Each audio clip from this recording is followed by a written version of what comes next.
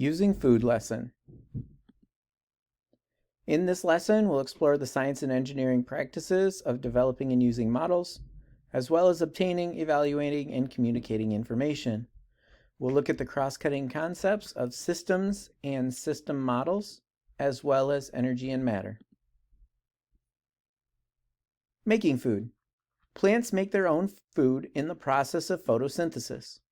They use carbon dioxide, water, and energy from the sun to produce glucose and oxygen.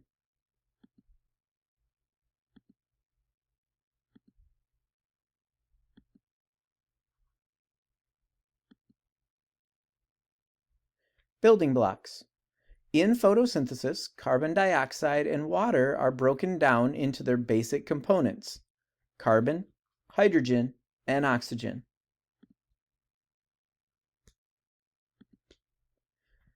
These building blocks are used to produce glucose, which is a carbohydrate. Some oxygen is also produced, and it's given off as a byproduct.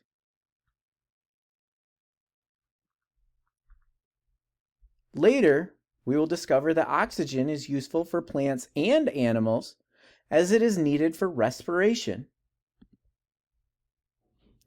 Using glucose for growth. Plants use glucose to build larger carbohydrates for other functions. For example, the complex carbohydrate cellulose is used to build plant cell walls, helping the plant grow.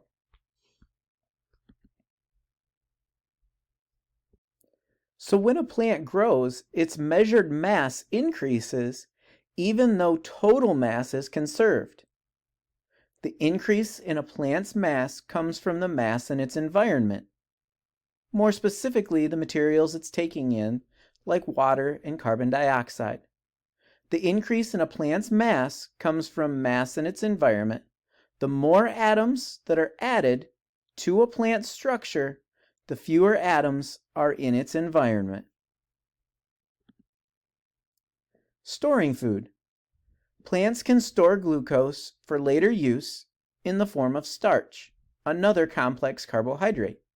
For example, vegetables such as potatoes and sweet corn are stores of starch for the plant. Breaking down food. When animals eat plants, they break down the large carbohydrates into glucose again during digestion. Humans cannot digest cellulose. However, animals such as cows, horses, sheep, and goats can, due to the bacteria in their digestive system that use enzymes to break down cellulose into glucose. Animals use nutrients gained in digestion to grow and survive. Large molecules are broken down into small molecules. Some of these small molecules are used to make new cells and tissues for the animal. Others are broken down further in cellular respiration to release energy for the animal. Releasing energy. Glucose is used by plants and animals to release energy in the process of cellular respiration. Inside cells, glucose and oxygen react together. Glucose is broken down in a process that releases energy for the cell. Carbon dioxide and water are also produced. So glucose plus oxygen gives us carbon dioxide that we exhale. Water, again, that water is being exhaled. Think of standing out at the bus stop on a cold winter day. As you breathe, you can see the water that's condensing that is being exhaled by your lungs, plus energy. This equation is similar to another process that we just discussed. Can you determine what that is?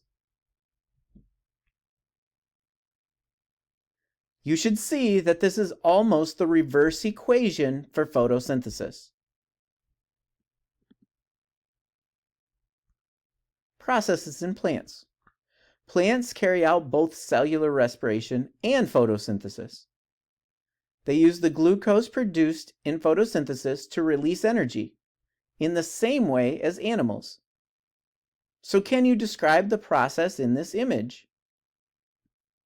We have light energy entering, carbon dioxide entering, glucose being produced, water entering, and oxygen being released.